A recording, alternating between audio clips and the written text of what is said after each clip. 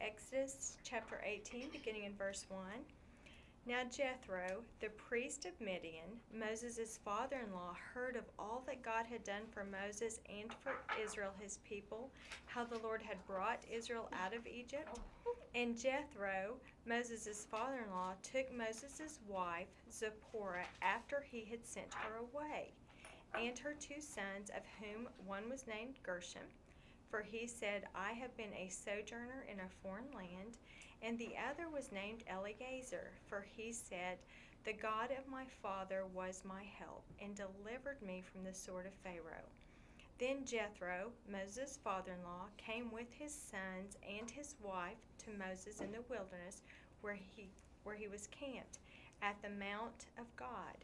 And he sent word to Moses, I, your father-in-law Jethro, am coming to you with your wife and her 2 sons with her. Then Moses went out to meet his father-in-law, and he bowed down and kissed him. And they asked each other of their welfare, and went into the tent. And Moses told his father-in-law all that the Lord had done to Pharaoh and to the Egyptians for Israel's sake, all the hardship that had befallen them on the journey, and how the Lord had delivered them. And Jethro rejoiced over all the goodness which the Lord had done to Israel in delivering them from the hand of the Egyptians. So Jethro said, Blessed be the Lord who delivered you from the hand of the Egyptians and from the hand of Pharaoh, and who delivered the people from under the hand of the Egyptians. Now I know that the Lord is greater than all the gods. Indeed, it was proven when they dealt proudly against the people. Then Jethro, Moses' father-in-law, took a burnt offering and sacrifices for God, and Aaron came with all the elders of Israel to eat a meal with Moses' father-in-law before God. And it came about the next day that Moses sat to judge the people, and the people stood about Moses from the morning until the evening. Now when Moses' father-in-law saw all that he was doing for the people, he said, What is this thing that you are doing for the people? Why do you alone sit as judge, and all the people stand about from morning until evening? And Moses said to his father-in-law, Because the people come to me to inquire of God. When they have a dispute, it comes to me, and I judge between a man and his neighbor, and make known the statutes of God and his law. And Moses' father-in-law said to him, The thing that you are doing is not good. You will surely wear out both yourself and these people who are with you, for the task is too heavy for you. You cannot do it alone. Now listen to me. I shall give you counsel, and God will be with you. You be the people's representative before God, and you bring the disputes to God. Then teach them the statutes and the laws, and make known to them the way in which they are to walk, and the work they are to do. Furthermore, you shall select out of all the people able men who fear God, men of truth, those who hate dishonest gain, and you shall place these over them as leaders of thousands, of hundreds, of 50s, and of 10s. And let them judge the people at all times, and let it be that every major dispute they will bring to you, but every minor dispute they themselves will judge. So it will be easier for you, and they will bear the burden with you. If you do this thing, and God so commands you, then you will be able to endure, and all these people will go to their place in peace. So Moses listened to his father-in-law and did all that he said, and Moses chose able men out of all of Israel, and made them heads over the people, leaders of thousands, of hundreds, of 50s, and 10s.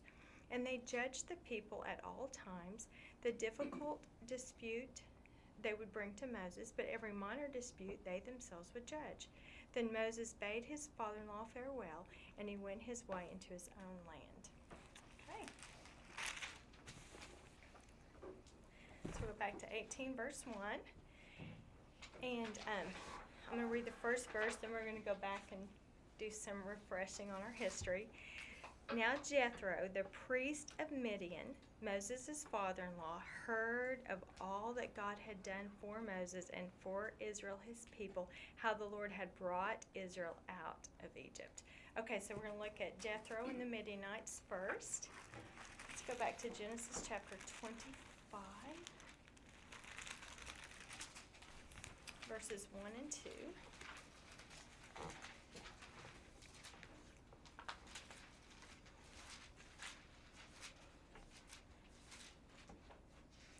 So Genesis 25, verses 1 and 2. Now Abraham took another wife, whose name was Keturah, and she bore to him Zimran, and Jokshan, and Medan, and Midian, and Ishbak, and Shua. So after Sarah died and was buried, I'm assuming after she died, he took another wife, and her name is Keturah, and she bore him 6 more sons. So actually, total, Abraham had 8 sons. He had Ishmael and Isaac, and then these 6. And notice Midian is one of them. And I found that, I just think it's so fascinating, because last week we looked at Amalek, and this week it's Midian. Both of them are descendants of Abraham, and yet they're excluded from the covenant. So they're not heirs of the promise. They're only, and I mean, we could even keep reading because it's actually very interesting. I'll just, yeah, go I ahead. didn't remember that he married again. I know, it's just kind of a little blurb. It's not something really talked Well, about. and in First Chronicles, I Yes. think, are you going there? Oh, I'm no, sorry. no, I wasn't. Go But ahead, I mean, say I it, guess yes. they refer to her as a concubine here. Yeah, and we'll see it here in a minute too. Let me just finish reading this because it's so interesting. Except the names are kind of hard. It goes on listing Sheba and so Jokshan became the father of Sheba and Dedan, and these are figures you're going to see throughout the Old Testament. And then this lists the names of Dedan, and then the sons of Midian are listed. And then verse 5, now Abraham gave all that he had to Isaac, but the sons of his concubines, Abraham gave gifts while he was still living, and sent them away from his son Isaac eastward to the land of the east. And so, while he was alive, he took good care of them, but they were not heirs of the promise, and so they were sent away and settled in the land east, but they were not heirs of the promise. And again, there he called them concubines. So we know Hagar was one, and then Keturah was the other one. Is that all? Just those two That we know of? That we know of. That I know of right now. I mean, that's all that was listed. That's tough. That I can, yeah. Yeah. You almost kind of wonder if he knew. I mean, did he think it was possibly wrong to have had other wives? Was he trying to help God's promise out a little more? Because it seems like by sending them away, he knew there would be division and jealousy. I just have absolutely no idea. This is like this most interesting 2 verses. That's like really all you hear. In my notes, it says that he was 140 years old, too. I know. Right? Am I reading that right? Well, I mean, that's the thing. It was my understanding that it was after Sarah had died. In the following verse, so the preceding verse, it says that when Isaac married, she comforted him in his mother's death. And then it goes on and starts up there. So it sounds like it in progression. It sounds like it's after. Yeah. That was my understanding. Kind of odd precedents to set, you know. Yeah. The father of a nation, like, okay, you have your wife, then you have these other people, but you got to send them all away. But I mean, it is interesting you say that because he did say you would be a father of nations. So, you know, only one descended from Isaac. Of course, you know, you see Jacob and Esau. The other thing I find that's so fascinating is, I mean, he is constantly separating out. So he took Abraham, he made Abraham leave his family, his homeland. I mean, he separated him out. And then you have, you know, Abraham and now all his 8 sons. They're separate. He separates Isaac out and sends the rest away. It's, you know, and then Jacob and Esau. Jacob is separated out. And then by the time, I mean, those are some heartbreaking passages to read when he has to send Ishmael away and then Esau. But then by the time we get to Jacob, all his sons are included. But yeah, it's a separating out. And now we're getting ready to see Israel become a nation, and he's going to separate Israel into himself and separate him out from the world. And we'll see more of that as we get into the law. But it's designed to keep them separate. And it's hard to comprehend for us because our idea of family is so different than what it was then. I think they they did have the same idea of family. I think that's why this was so hard and so unique, that he separates a people unto himself. So was Ishmael already gone when this happened? That's what I thought. Yes. So he knew he'd have to send these other sons away. Yeah. I don't think it was as big an issue with these as it was with Ishmael. That was hard. Are any of these though historically friendly to Israel? No, That's they're what I all was thinking. they're all enemies, And and this Yeah. that's why I wanted to point that out. I mean, that's why this lesson was so encouraging to me. You're going to see two people groups outside of the covenant, both descendants of Abraham, and yet how they respond so differently when they see the glory of God. They were going to respond very differently. And because last week we saw Amalek have no fear of God, and then this week we see a Midianite in awe of God. So it's just so interesting. Well, that's part of why they all claim to be Yes. descendants of Abraham. Because a lot of them are. It's like, you know, well, Mhm. and that's what I mean is, you know, you've got the whole Muslim population. It's like Abraham's our God, you know. Yeah, they did. They. That's where we're from. Mm-hmm. And that's why Well- there'll never be peace. Exactly. And what was this was like one of my favorite lines when we were studying Galatians, and it was separating out Sarah and Hagar, both descendants from Abraham, and yet only one an heir to the promise. And one of the sermon titles that I looked at, it was called "Who's Your Mama?" So who's your daddy? Because they would just cling to their heritage, and he had more than one, and so they all had to come from Sarah to be in the promise. So, okay, so very interesting passage there. Now let's go back to Exodus 2 and look at. And the Midianites were very polytheistic, as everybody was. It was just. So Exodus chapter 2. And Exodus chapter 2 is a very interesting chapter because it actually covers 80 years. So we're going to see Moses is born in the first part of the chapter, and then we see him turn 40, and he goes out to defend. He strikes down an Egyptian, gets found out, and so then he flees to Midian, and that's where we're going to pick up is when he's fleeing for his life from Midian. Let's see what verse there. 2:16. Now the priest of Midian had 7 daughters, and they came to draw water and filled the troughs to water their father's flock. Then the shepherds came and drove them away, but Moses stood up and helped them and watered their flock. When they came to Reuel, their father, he said, "Why have you come back so soon today?" And they said, "An Egyptian delivered us." And remember, he was raised as Pharaoh's son in Pharaoh's court. He would have looked very Egyptian. I mean, they shaved their heads, and he would have looked very Egyptian, and plus royalty. So they assumed it was an Egyptian, delivered us from the hand of the shepherds. And what is more, he even drew the water for us and watered the flock. And he said to his daughters, "Where is he then? Why is it that you have left the man behind? Invite him to have something to eat." And Moses was willing to dwell with the man, and he gave his daughter Zipporah to Moses. And then she gave birth to a son. And he named him Gershom, for he said, "I have been a sojourner in a foreign land." Okay, and then in 3:1, okay, well, I'll pick him here first. Let's talk about these. First of all, notice that in verse 18 he's called Reuel. Nobody really knows why. Here are a couple of theories. It was not uncommon to have more than one name. So, it could have just been a name change. The other thought is that they didn't have a name they didn't really use the term grandson. So everyone who descended from David is a son of David or a son of Abraham. You wouldn't really say grandson, great-grandson like we do. So that's another thought, that he was the patriarch of the family, and not necessarily their dad, but maybe their granddad. That was another thought. So just don't know.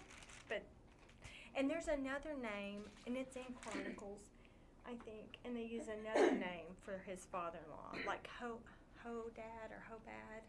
Anyway, just a totally different name. But I guess when archaeologists have been there, it was not unusual for someone to have more than one name. So was Jethro a fairly reputable person in his tribe because he is a priest? He's the priest, so he would have been, yeah, I mean. His marriage connection must have been very desirable if he was willing to give one of his daughters to a foreigner. Yes. Okay, I know, and I'm so glad you brought that up, because I did read about that. Oopsie daisy. It was very interesting because unlike Israel, a lot of, they did like to intermarry.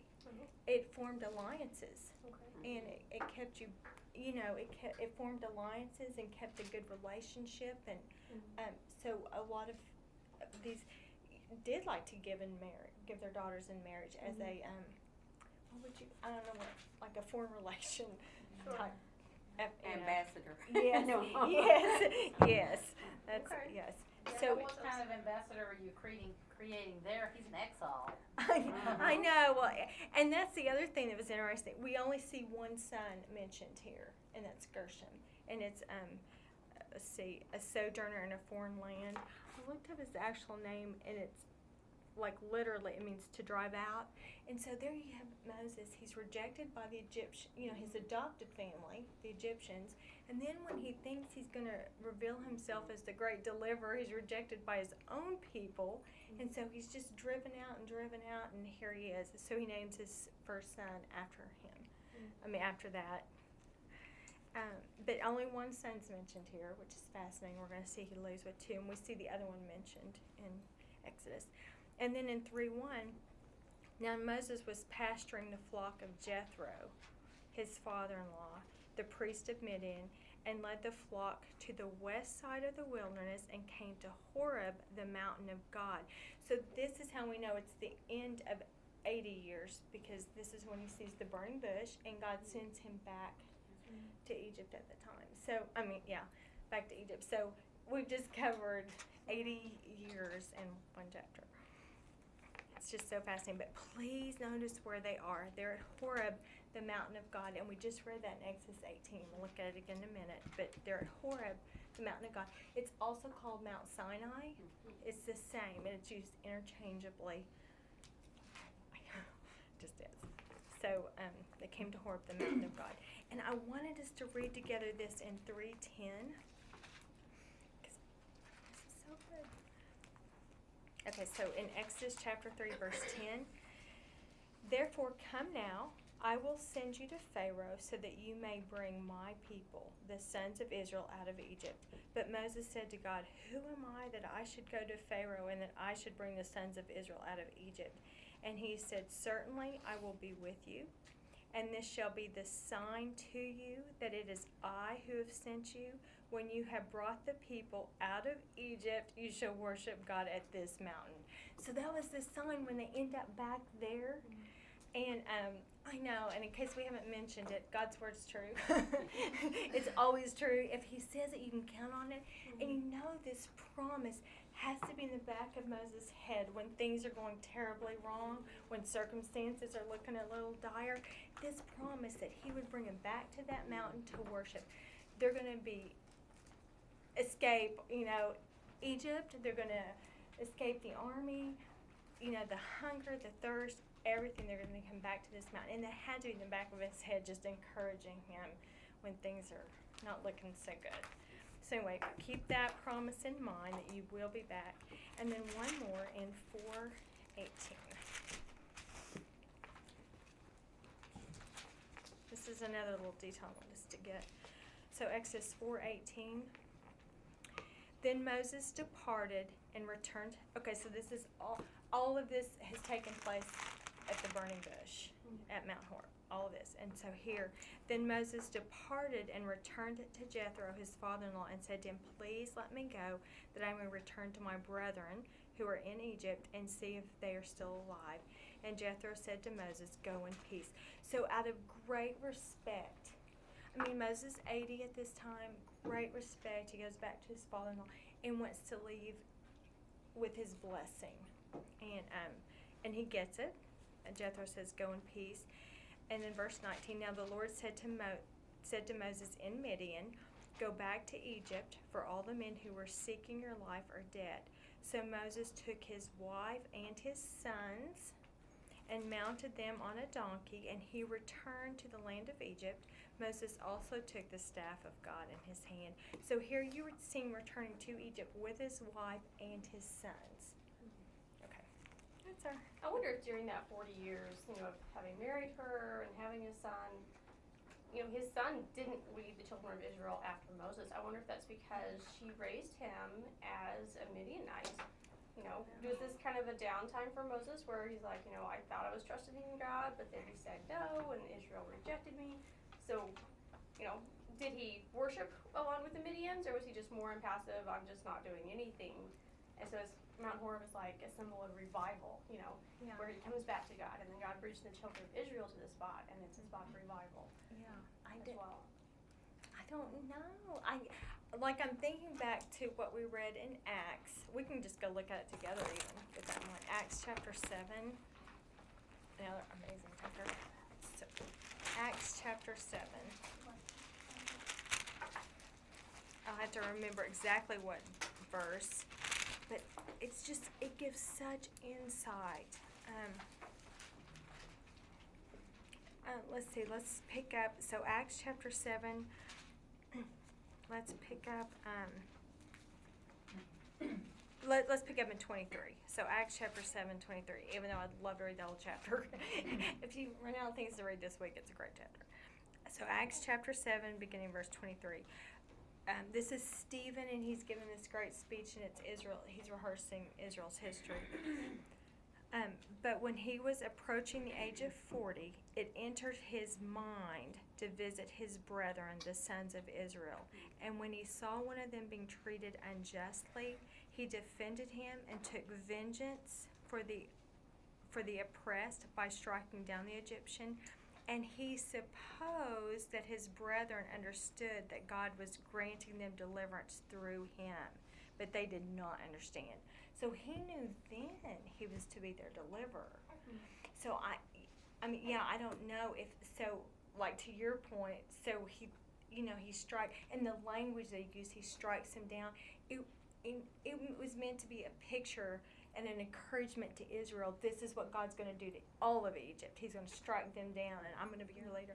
But it was just a little premature. So I don't know if that led to his discouragement, or I don't know. And there's another great commentary on this in Hebrews 11. Isn't there an issue with Moses circumcising his firstborn as well? Yes.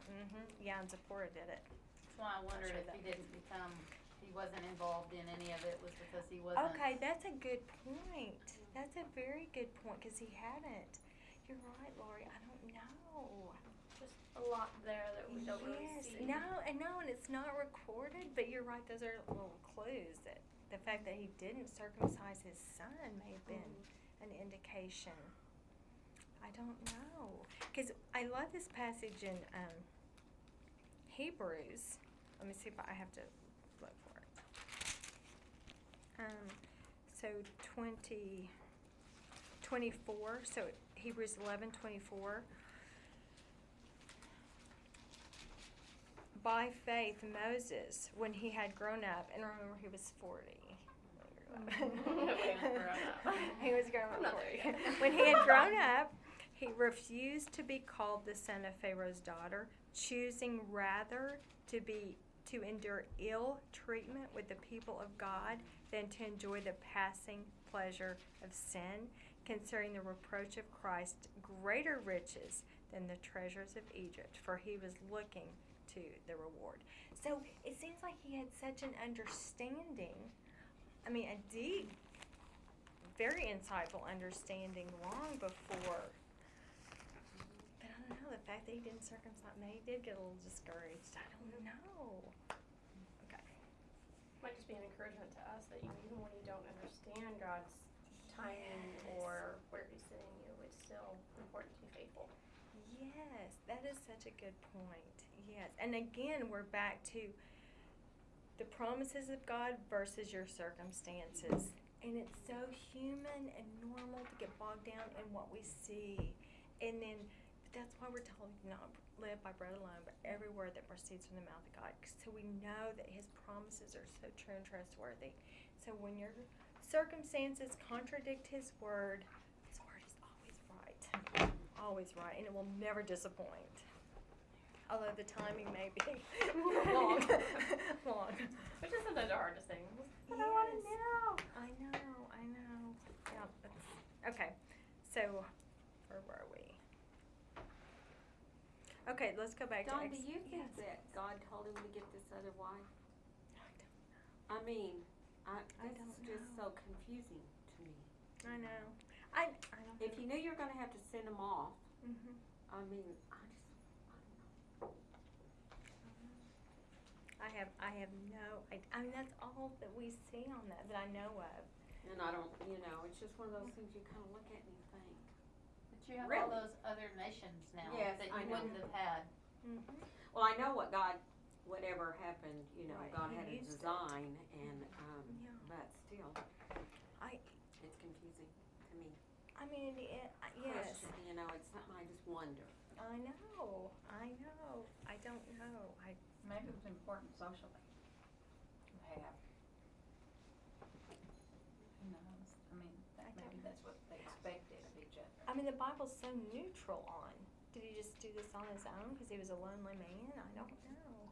They did the same thing to David after his Yes. wife died. Mhm. Gave him a new bride. Yeah. It was just touched Better of the to day. marry than to burn. There you go. You do have a point. You should've just got a dog. Yeah, they talk about that too. Okay. No, I don't remember that. Of Jesus, Mhm. well, then he also provide the other nations that Mhm. would make Israel the chosen nation. Mhm.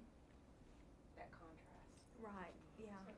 It makes me think of Jacob and Esau. When they come back together and they're like, "Well, we got too much stuff. Let's just live apart." Yeah. And they seem fine with it as much. I mean, so maybe his sons, Abraham's sons, were older, and he gives them everything. Before he dies, he gives them, Yes. and they just spread out and they go and they have all their stuff. He's very wealthy, and Yes. maybe Peaceful. they were all, that's Yeah. all I'm imagining. Yeah. But I don't know. It's just No, very but you interesting. want to know in the back of his mind, he never trusted him again. Oh yeah. Yeah. I'm not gonna turn my back on him. Okay, so let's go back to Exodus chapter 18, and I'm gonna read verse 1 again. So Exodus 18:1. Now Jethro, the priest of Midian, Moses's father-in-law, heard of all that God had done for Moses and for Israel his people, how the Lord had brought Israel out of Egypt. And Jethro, Moses' father-in-law, took Moses' wife Zipporah after he had sent her away, and her 2 sons, of whom one was named Gershom, for he said, I have been a sojourner in a foreign land, and the other was named Eleazar, for he said, the God of my father was my help and delivered me from the sword of Pharaoh.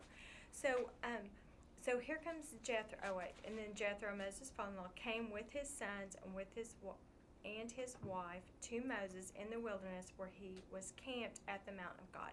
So at some point, and we don't know when, we just read in Exodus where Zipporah left, and both sons went with Moses to Egypt, and now at some point, and we just don't know when, and we don't know why, Moses sent them back to their father-in-law, or to his father-in-law.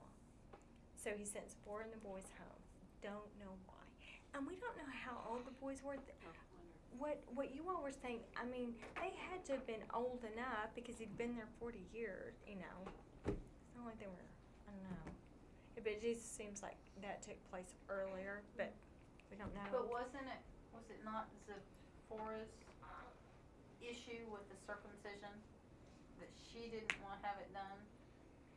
Don't I remember that? Well, she said you're a bridegroom of blood, and through the, Because God said, I'm going to kill him or wipe him out. Or yes, and God was making a point, and it's what we've talked about so many times: inclusion, exclusion. So it's let's see how to say this. It's exclusive in that you have to be circumcised to be in covenant. If you're not circumcised, you're cut off. very clear. Well, So thinking about in the New Testament where it says if you can't control your own family, you can't lead. Yeah. And so if he couldn't control that, they may have had to go okay, and not go yeah. with him back to Israel. Yeah, it was not a happy scene there for them.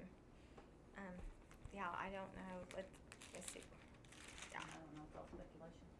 I know. It's just. Maybe it was a procrastinator. Well, I mean, the Oh, did the you? law was I the got 8th cool. day. I mean Yeah. obviously he was not circumcised on the And he knew 8th that. day, He knew that. but he had to be in covenant when they got to Egypt because these plagues were coming. I have no idea when she left. I have no idea why she left. We just know she did, and now it's coming back.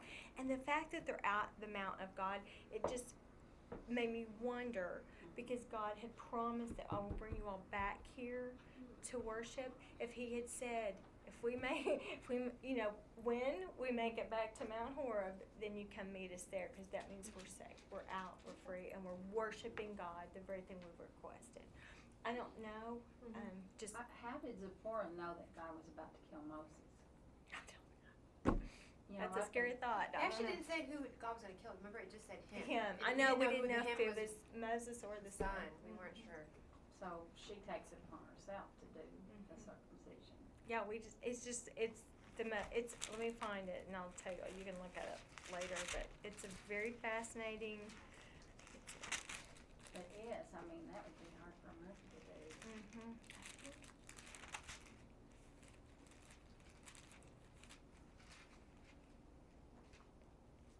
Yeah, it's in Exodus chapter 4, starting in verse 24. We can look at it together. It says, "Now it came about at the lodging place on the way that the Lord met him and sought to put him to death. Then Zipporah took a flint and cut off her son's foreskin and threw it at Moses' feet. And she said, 'You are indeed a bridegroom of blood to me.' So he let him alone. At that, she cried, 'You are a bridegroom of blood because of the circumcision.'" And that's it. That's it. That's all we have. I know. They were covered in blood, so that's good for Moses. They were covered in the blood. Yes, they were. I don't know.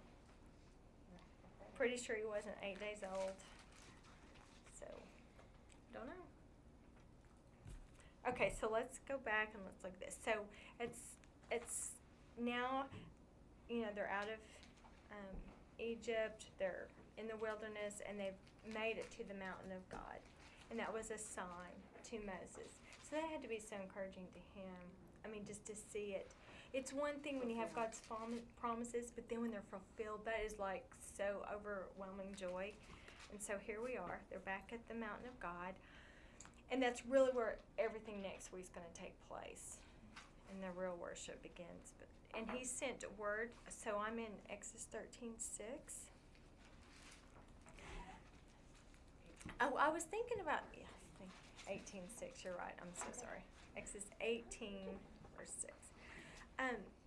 So when it said that Jethro had heard of all that the Lord had done, I don't know how long Zipporah was with him. I don't know what point she went back, but she would have surely taken some stories back. And then also like how they had merchants and caravans traveling. I mean, this is big news when you have people who've been oppressed slave for 430 years to the day, and now they're free. All the plagues would have been very well known. I think it's fascinating. How does the word travel before smartphones? Social media. Even before television and telephones. But the word did travel, and he had heard. And so, but I thought, Zipporah could have taken some back. So Exodus chapter 18, verse 7. Then Moses went out to meet his father-in-law, and he bowed down and kissed him. And they asked each other of their welfare, and then went into the tent. Very fascinating. We don't see anything about Zipporah and the boys. In fact, we'll really never see the boys mentioned again, except in the list of genealogy. Very fascinating, to Moses to have this high-profile role, and then son's never mentioned. Oh, and I forgot to mention his son Eliezer. So we think Eliezer was probably his second-born son, and he named him. It sounds like he was getting a little more encouraged there. He said, God is my helper, and he has delivered me. And so he recognized that that's the only reason he escaped Pharaoh and the sword, is that God's amazing divine intervention delivered him. Maybe he sent them back so they didn't have to endure the hardships of the desert. I know we don't know if it was before the plagues, after the plagues, Or during even plagues. before when he went to meet, didn't he have to meet Aaron in the desert? Well, that's Go on that his way direction. back. Like he's leaving Midian and traveling to Egypt, and Aaron would have come out from Egypt and met him. I mean, we just don't. It just does. It's just silent on it. As far as I know, it's just silent. Okay, so. Yeah, exactly. He would tell us if we needed to know. Exactly. That's good words to live by. Yeah, that, don't make her mad. Okay, so he meets his father, and this is such a, like when I was reading about it, it would be such, which we see it even today, heads of state, when two heads of state come together, they do their greetings in public, and then they go behind Right. closed doors, and then they really talk. And so that's what you kind of see here. So both respected men, both leaders, and then they meet, and then they go into their tent and talk behind closed doors. In verse 8, and Moses told his father-in-law all that the Lord had done to Pharaoh and to the Egyptians for Israel's sake, and all the hardship that had befallen them on the journey, and how the Lord had delivered them. And I just love, of course we know God will later call Moses the most humble man who's ever been. But here you see him go behind closed doors. It's just the two of them, and he's so humble. Like, it's not bragging about himself. I mean, there's no. And he even tells the hardships. I mean, they were about to. Last week they were about to stone me. He's just a different man from the one that went and killed the Egyptian to save his people. Yes. Like, I'm here, Yes, what do you think exactly. of you? He's That's not that what- person no, anymore. He is not at all. He's been so humbled by the Lord, and here you see he's just so honest and so abundantly clear. He does not even stutter to make sure the Lord has done this to Pharaoh. We were so helpless. We had no role in this. God did it, and He did it for Israel's sake. Tells about the hardships, and then that the Lord has delivered them. The Lord has done all. And then Jethro rejoiced over the goodness which the Lord had done to Israel in delivering them from the hand of the Egyptians. And I just keep hearing the word deliver, deliver, deliver. Just acknowledge God as this great deliverer. And then verse 9, verse 10. So Jethro said, "Blessed be the Lord who delivered you from the hand of the Egyptians and from the hand of Pharaoh, and who delivered the people from under the hand of the Egyptians. Now I know that the Lord is greater than all the gods. Indeed, it was proven when they dealt proudly against the people."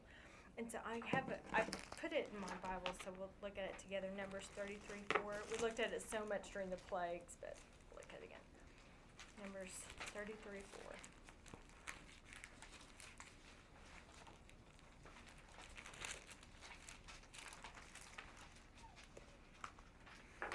And this is talking about after the 10th plague. It says, while gets there, Numbers 33:4. While the Egyptians were burying all their firstborn, whom the Lord had struck down among them, the Lord had also executed judgment on their gods. So we know they had a God for everything. And so God was executing judgment on their gods. And I mean, they were running around worshiping. It's kind of heartbreaking, actually.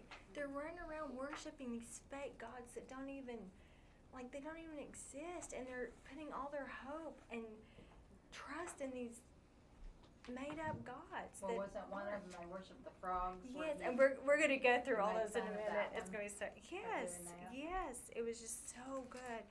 And so anyway, so all the gods, Midianites were polytheistic. Of course, the Egyptians were. I mean, it was just that culture. There was a God of everything. And so, and here, Jethro makes this amazing confession, and he says, I know now I know that the Lord is greater than all the gods.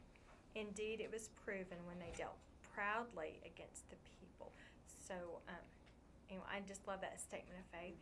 And then he goes on in verse 12. He says, Then Jethro, Moses' father-in-law, took a burnt offering and sacrifices for God, and Aaron came with the elders of Israel to eat a meal with Moses' father-in-law before God.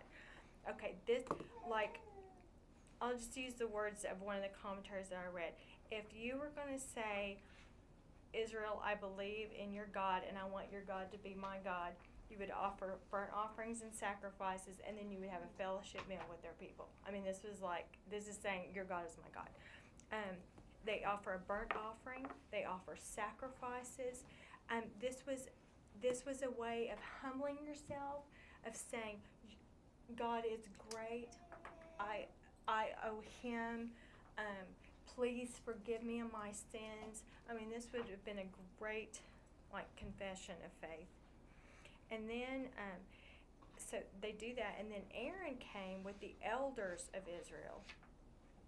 And then, so you've got Aaron, Moses, the elders, and Moses' father-in-law, Jethro, and they have a meal before God. This isn't, I'm hungry, let me satisfy my hunger meal. We learned about it when we were studying Daniel, and Daniel refused the king's table, because when you fellowship like this, you're saying we're in a covenant relationship. And here he's saying, your God is my God. And they have a fellowship meal, and they share in this meal before God. And that's so important that it says that, before God. It's just an amazing statement of faith. And so I went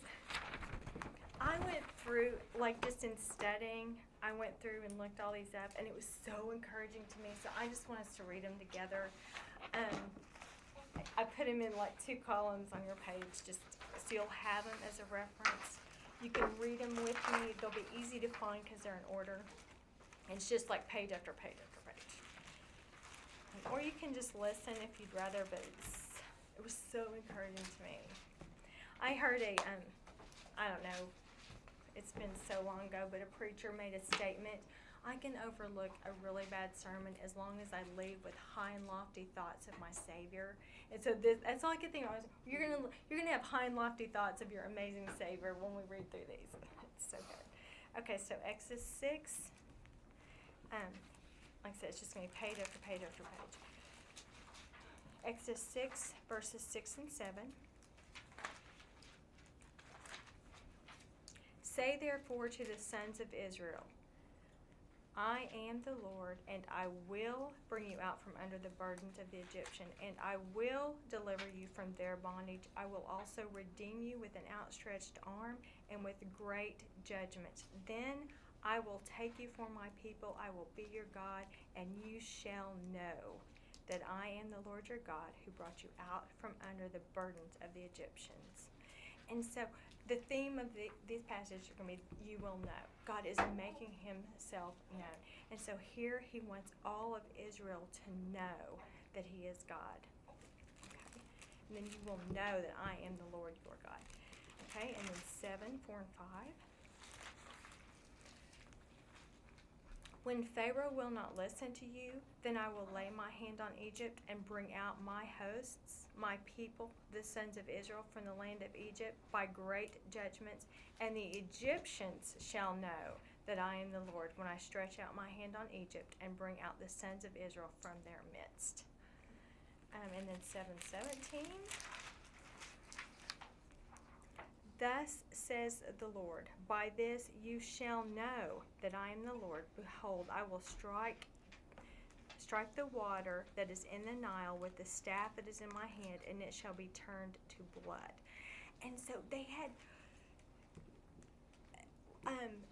had a goddess that they worshiped. Now I can't remember her name, but she was over the Nile, and she protected the Nile. And when he turns the Nile to blood, he's saying, I'm greater than your goddess. It's over your made-up goddess, who's supposed to be protecting the Nile. I'm more powerful than that. And it's like these poor little Egyptians are running around worshiping this fake god, and it's so sad. And so he's saying, I'm the real God. I'm the one who's over the Nile. I'm more powerful than that God. So again, he says, by this you will know And then in 8:10, that's page 27. Then he said, tomorrow. Oh, okay. Oh, I don't think I should have started at 10. Well, I'll start in 8. Then Pharaoh called for Moses and Aaron and said, entreat the Lord that he may remove the frogs from me and from my people, and I will let the people go, that they may sacrifice to the Lord. And Moses said to Pharaoh, the honor is yours to tell me, when shall I entreat for you and your servants and your people that the frogs be destroyed from you and your houses, that they may be let go? Then he said, tomorrow. So he said, may it be according to your word, that you may know that there is no one like the Lord our God. This is when the frogs had come up into Egypt. They were in their houses, they were in their ovens, they were in their kneading troughs, they were in their beds, and they're everywhere. Frogs everywhere. They worshipped the frogs so they couldn't kill them. So they're having to shoo them, and they're not going anywhere. And so here he's saying, Pharaoh, so you don't think it's a fluke. You tell me when you want the frogs to go, and that way when they're gone, you know, God tells the frogs when to come. He tells them when to go. He tells them how far they can go. I mean, he's over the frogs. And then what's really funny is when you read it, then all the frogs at the end are going to be in this big, dead frogs in this big pile, and they worshipped them, and he's wanting them to know that he is God, and he's over the frogs. He's over everything. He's over the frogs. Okay, and then 8:22. But on that day I will set apart the land of Goshen, where my people are living, so that no swarms of insects will be there, in order that you may know that I, the Lord, am in the midst of the land. And I will put a division between my people and your people. Tomorrow the sign shall occur. So again, he's going to send swarms of insects. He tells them how far they can come. Like, you've got this whole big land of Egypt, and you've got this area of Goshen, and they're not allowed there. And this happens so that everyone knows he's over the insects. Like, he's the Most High God. He's sovereign over everything, and he's making this known. And you want to say, are you crazy? I mean, You know, I know. It's so obvious, especially when you just pull these out and you just read one right out. Yeah. Oh my goodness, he's sovereign. I thought they were just egomaniacs. He was an egomaniac, right? Right. And not only, like, he saw himself as a god to be worshipped, and it's just okay. So then in 9:13, and he's a pretty weak god. Pharaoh, that is. Yes. God, little g, God. Okay, then the Lord, so in Exodus chapter 9, verse 13, then the Lord said to Moses, rise up early in the morning and stand before Pharaoh and say to him, thus says the Lord, the God of the Hebrews, let my people go that they may serve me. For this time I will send all my plagues on you and your servants and your people, so that you may know that there is no one like me in all the earth. Let me read 15. For if by now I had put forth my hand and struck you and your people with pestilence, you would have then been cut off from the earth. But indeed, for this cause I have allowed you to remain, in order to show you my power and in order to proclaim my name through the earth. Still you exalt yourself against my people by not letting them go. And so what he's saying is, I could have killed, do you not understand? I could have killed you by now. And he's letting them live. And he's demonstrating his authority over everything. And I love how it says over all the earth. I mean, and all the earth is going to know him here. I mean, he is the Most High God. If they would believe that their gods were regional and they couldn't cross boundaries, and I don't know. But he's just showing, proclaim my name through all the earth. So this is for everyone to know. Midianites, we read about Rahab last week. Canaanites, Midianites, Amalekites. I mean, this is so everyone will know. Proclaim my name through all the earth. Okay, and then 9:29. I wasn't going to talk during these. So Exodus 9:29. And Moses said to him, as soon as I go out of the city, I will spread out my hands to the Lord. The thunder will cease, and there will be hail no longer, that you may know that the earth is the Lord's. But as for you and your servants, I know that you do not yet fear the Lord God. So, I mean, he tells the hell when to come, he tells the hell when to stop, he tells it where to go and where to not go, and he's over everything. He's the Most High God, and yet they just refused to fear him. And of course, the earth is his, and he's the creator of everything, so he's over it because he created it, and they still refuse to fear God. And then 10:1.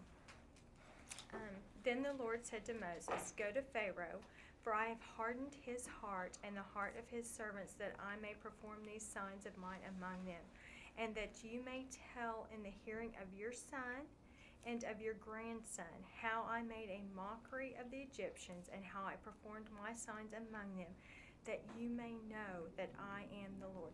So not only everyone living, like the Amalekites, the Midianites, the Canaanites, the Egyptians, not only that, then generations to come.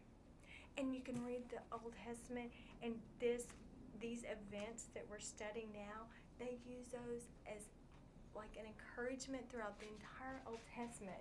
He'll say, "I was getting so discouraged, and then I remembered your deeds. I remembered your works." And this is, I mean, that's, so it's meant to,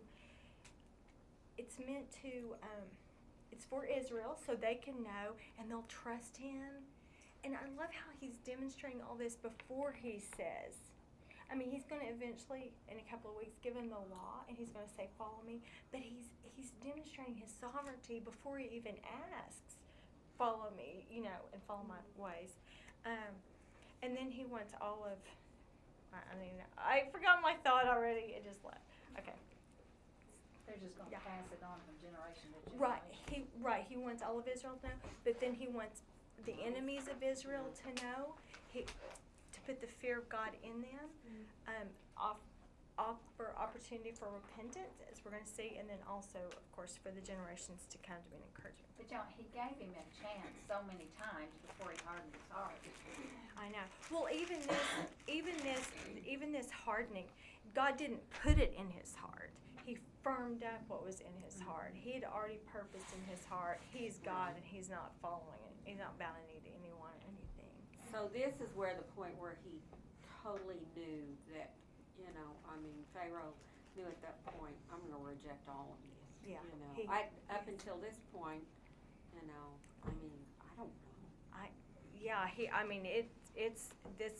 It's bad. A lot of this you've such heard, but extreme arrogance. Yes. I've heard all this, but this is, I've never seen it in this way, so. When you put it all together, you may know that. I mean, like, that's the other thing you just have to just love about God. He's not hiding. He's not like, "Oh, I'm hiding, you have to come find me," or "I'm real just secret." And I mean, he's so out there, and like, he makes it so obvious, and it's so big, and it's so clear, and it's so obvious. And that just shows you the hardness of the heart. But they had plenty of opportunity Yes. prior And they to still this will. to repent. Yes. And they still will. Yes. And this is for Israel, but this was also for them. Yes, it was for them. And it was for all the surrounding, yes. everybody. Everybody. Okay. Well, God starts with little things too, and it gets more personal Right. and more personal. And it's like, what do I have to do to get your attention? Exactly. And we're going to see the same thing in the book of Revelation. And it's for the same purpose. It's trust me, trust me, trust me. Trust me. I'm sovereign. Follow me. Trust me. Believe me. And, yeah. So then, Okay, Pharaoh. As go Pharaoh, so go the Egyptians. right, the leadership is used, but this next verse is very encouraging. So let's look at it together, and then we'll talk on that. 12:37. Oh, you Baby calls. hungry? Okay. Well, I'm so glad you came. Okay, so Exodus 12:37. This is the good news. Now the sons of Israel journeyed. Oh, is everyone there? Everyone needs to see this one. Exodus 12:37. Now the sons of Israel journeyed from Ramesses to Sukkot, about 600,000 men on foot, aside from children, and a mixed multitude also went up with them, along with flocks and herds and a very large number of livestock. All of Egypt saw, a few went with them. I mean, it's just so, some refused to bow. They hardened their hearts and they I know when I read it in Revelation, they refused to repent and they cursed God and they blasphemed God. They were so angry because of the plagues. But then others see and they repent and they follow Him. That just tells you how hardships you can react to them Yeah. in your own life. I mean, you Yes. can turn to God, or you can become angry and turn away from Run, yeah. Run to Him or run from Him, yeah. And we see some followed Him. Yes, you are the Most High God, and I am following you wherever you lead. And others said, I will not bow a knee. I will not bow a knee. Okay, so that was the good news part. And then I had a couple of others I wanted to read. 14, so Exodus 14, 1 through 4.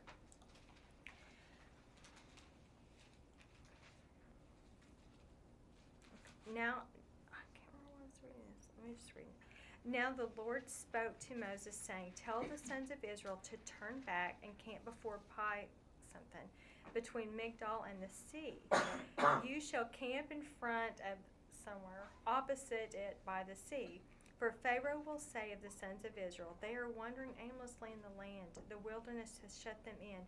Thus I will harden Pharaoh's heart, and he will chase after them, and I will be honored through Pharaoh and all his army, and the Egyptians will know that I am the Lord." And they did so. So I'm going to show you on the map this one because it's just so good. So they were up in this area, the land of Goshen, and here's the Red Sea. They could have gone to Israel this way. They could have taken this top route and got the cloud that was leading them did not lead them that way. So then they started to go through this little passage right here on this land, and God had them turn back and come over here, so that when the armies pursued them, they had nowhere to go.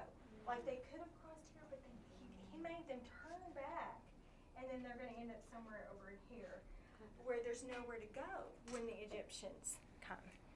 And all of that was it's so many reasons, but one of the reasons is had they escaped, they needed to go through the sea so God could destroy the armies. They needed to go through the sea for that, and then God could destroy their armies, and then again exalt Himself, make Himself known as destroying the most powerful army on the planet with the armor and the weaponry and the chariots, and He destroyed them with the breath of His mouth. Which, had they gone through that way, or escaped. Well, then you have like Rahab and Jericho, and they wouldn't have Yes. known who God was, and all that Right. preparation before they even Exactly. got there. And that's the whole point, to make Himself known.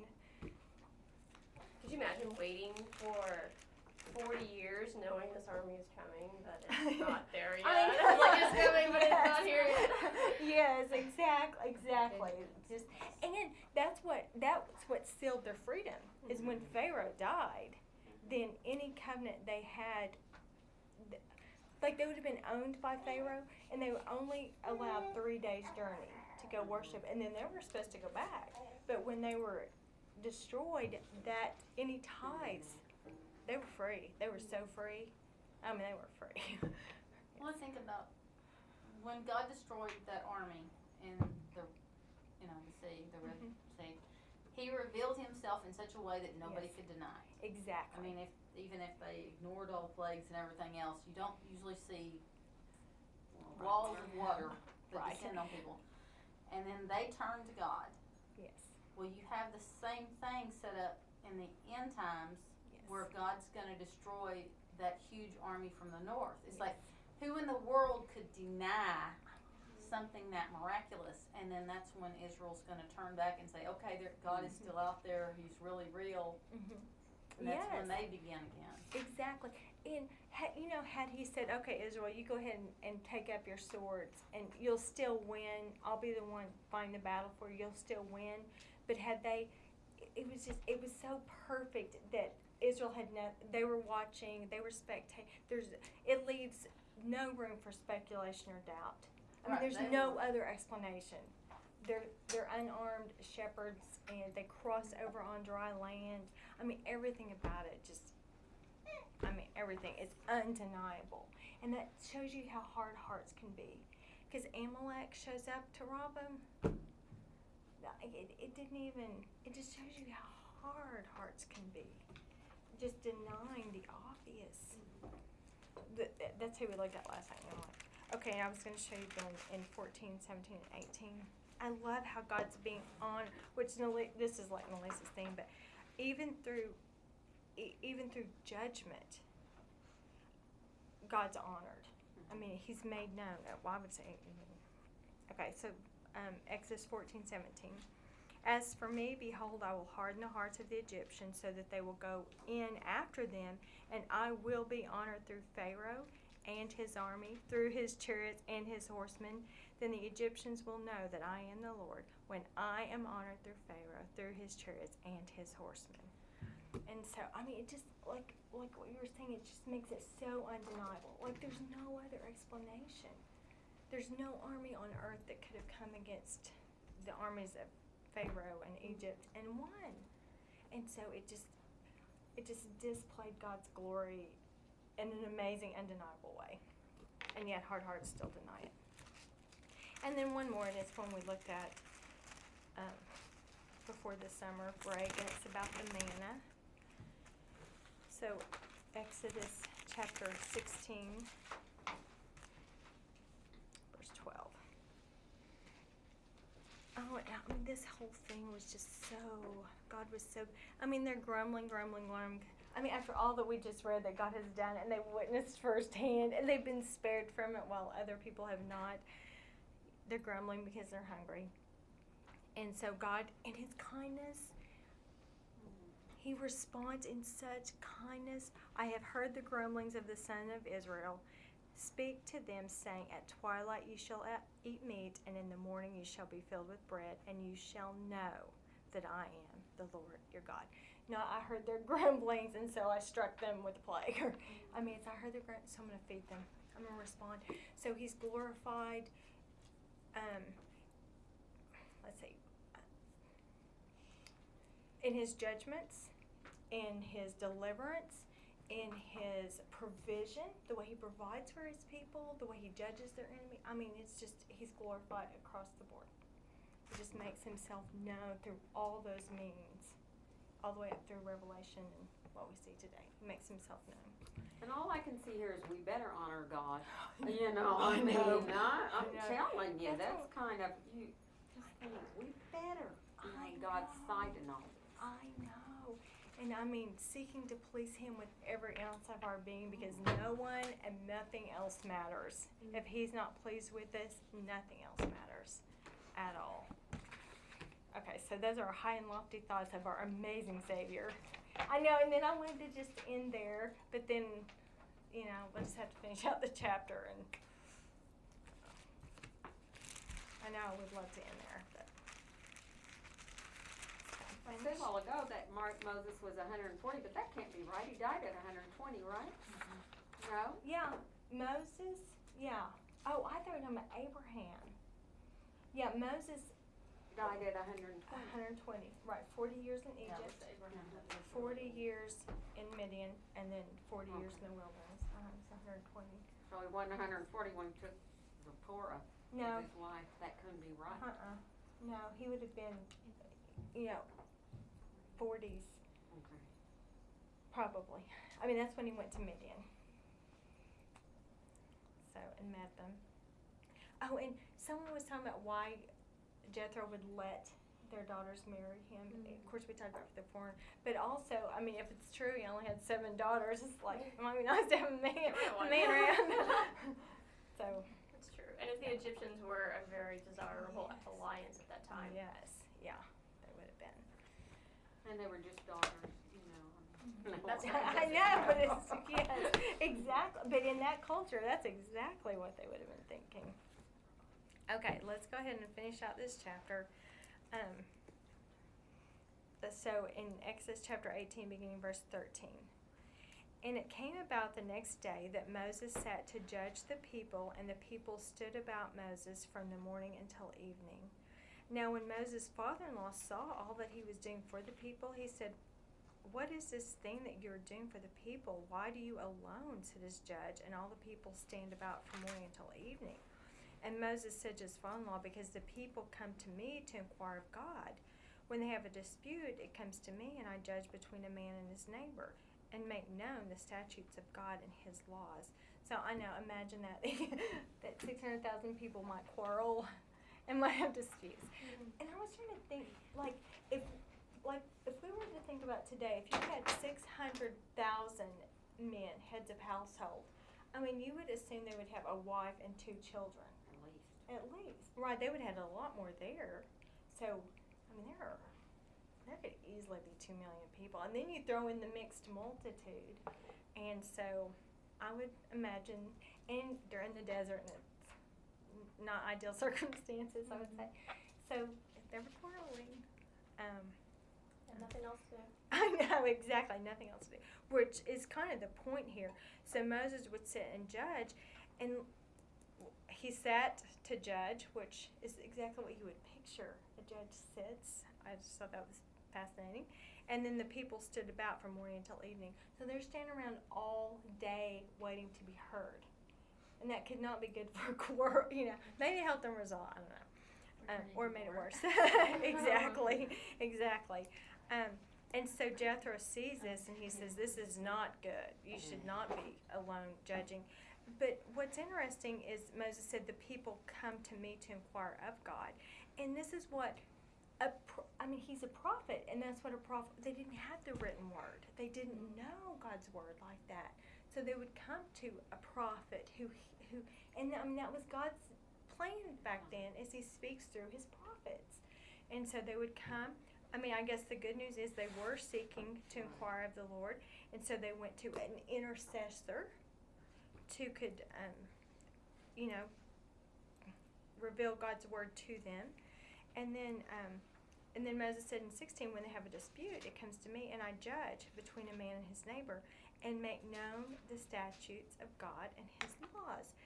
So, he's just in his humility. It's not like, these are my people and this is my country and I'll make the decisions. It's never like that with Moses. It's always, he has God's law, and that's the standard. And that's just, everything is judged according to God's way, God's word, God's law. And they truly didn't know. They did not know. I sit there and I think, what's wrong with you? But they truly didn't know.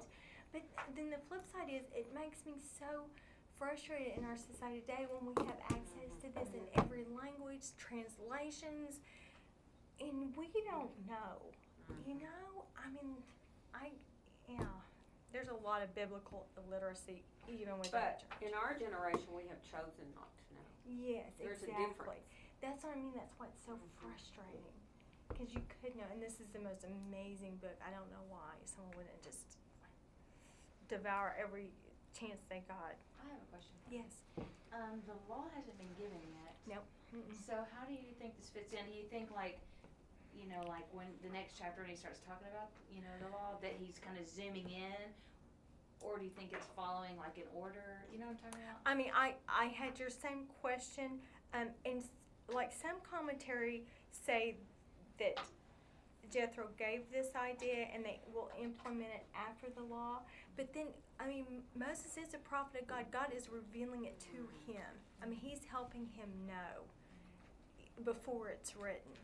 He's just revealing it. That's what you do with prophets. And then prophets write it down, but it's all revealed from God. And so, that's what he's doing. But I just loved his humility that he doesn't, and it's so matter of fact. It's just, he would not make these judgments based on his own, it's all based on God's law. And then what a need we have for God's law, which is, he's going to give it because he's so good. And the other thing to keep in mind when we're looking at this is God is turning them, like they went into Egypt a family, and they're coming out, and he's birthing a nation. So, he uses the term teaching them how to walk. This is baby, this is newborn, and they're just becoming a nation. So they're just learning how to be a nation. And this is part of it, becoming a nation. It's establishing this. Verse 17, and Moses' father-in-law said to him, the thing that you are doing is not good. You will surely wear out, both yourself and these people who are with you. for the task is too heavy for you. You cannot do it alone. And that made me think of last week when Aaron and Hur had to hold his hands up. And so he says, now listen to me, and I will give you counsel, and God be with you. And I mean, Jethro just keeps, you know, I'm going to say this, but run it by God first. God be with you. But you be the people's representative before God, and you bring the disputes to God. So he's acknowledging the important role that Moses has as being a representative. So he's taking the people's concerns and interceding for them, taking it before God.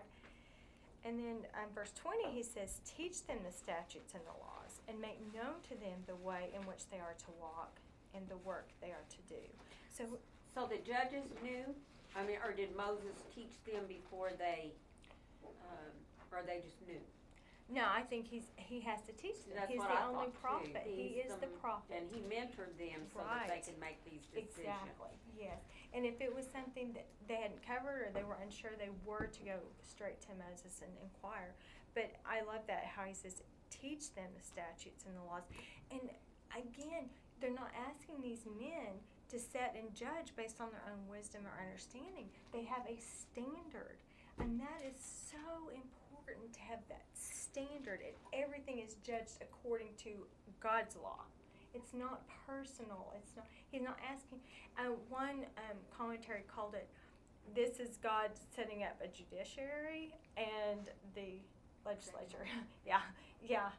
So they're not to make the laws. They are just to uphold them. Period. I like the fact that God shows us through this that nobody is an island unto themselves. Right. I mean, Pharaoh was his own Yes. God. He didn't need anybody. He could do whatever he wanted to. Moses is under God. Right. He's got Jethro giving him advice. Yes. He's got Aaron who he consults with. Yes. He consults with all the elders. Right. And, Moses definitely listened to God. But, Moses wasn't, well, I don't need anybody. I can do it on my Right. own. He's very receptive to this counsel. Yes, and very receptive to help. Because But we last all weekend is find yes. ourselves in spots Right. where, well, I've just got to deal with this on my own and don't burden anybody with it. Yes. No. And we always, everybody needs help at some point. Yes, exactly. And he's so receptive to that. Just his humility is just amazing. Okay, so he's going to teach them the laws of God. And then verse 21, furthermore, you shall select out of all the people able men who fear God, men of truth, those who hate dishonest gain, and you shall place these over them as leaders of thousands, hundreds, fifties, and tens, which are, like, we're set up that way. You have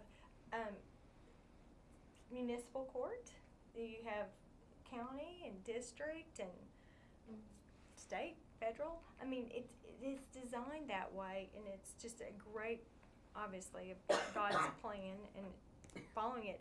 And like we talked about, even with marriage and submission, God is such a God of order, and He's not a God of chaos. Where if you've everybody making judgments based on their own opinions or their mood of the day, you're going to have chaos. But when you're given a standard and you use that, it just eliminates the chaos. And He's such a God of order. Well, we don't have so much of that in our nation today. We're not using the wisdom of God, so we do have lots of chaos. Exactly. Yes. And everyone, what did he say? That everyone did what was good in his own eyes. Yeah, we kind of have that going.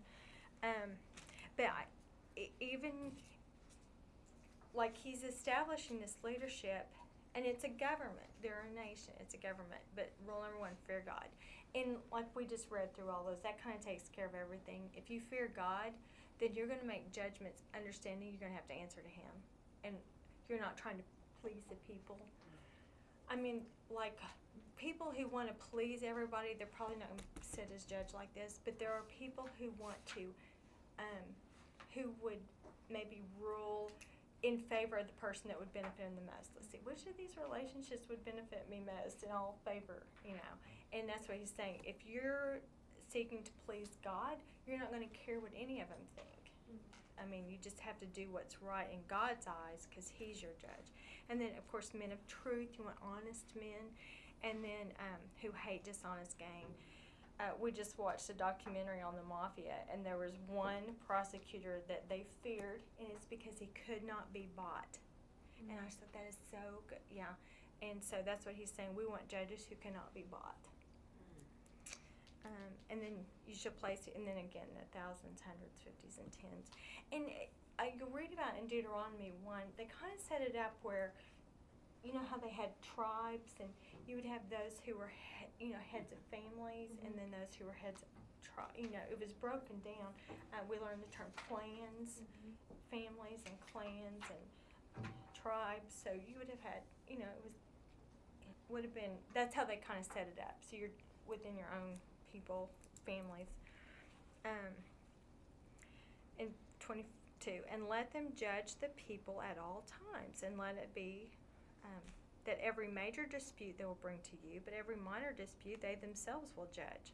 So it will be easier for you, and they will bear the burden with you. So again, never meant to be done alone. Can't be done alone. And I just can't imagine the frustration when you've got people standing around waiting all day to have their disputes heard. I would just imagine that would not be going well. I understand that. And then if you do this thing and God so commands you, and again he's saying, this is what I'm seeing, this is what I think would help, but make sure, God, check with God first. Pray about this first. Then you will be able to endure, and all the people also will go to their place in peace. So that kind of indicated to me that maybe there was a little frustration. And not only that, you've got able men sitting around with nothing to do. You've got people standing around being frustrated because their disputes not being heard, and then you've got Moses wearing himself out. I can imagine if you sit and listen to disputes from sunup to sundown. That would not, you couldn't do that for long. So anyway, so now you've got these able men doing that, and so Moses listened to his father-in-law, did all that he had said, and Moses chose able men out of all Israel and made them heads over the people, leaders of thousands, of hundreds, of fifties, and tens, and they judged the people at all times. The difficult dispute they would bring to Moses, but every minor dispute they themselves would judge. Then Moses bade his father farewell, and he went his own way into his own land. So Jethro leaves and goes back to Midian, and now Moses has help. And we're beginning to see this nation and government for the nation take shape. And a model for government. Yes, yes, God's ways all. So, I mean, from what I've read and understand, this was not how they did it in Egypt at all. Like you said, Pharaoh was God. Yeah. And he determined it, and it was not based on any standard for sure. So, yes, a model. I think it was important to show the respect that he had for his father-in-law, who was not necessarily a believer, but yet still had some sound advice, and how humble Moses showed himself to him.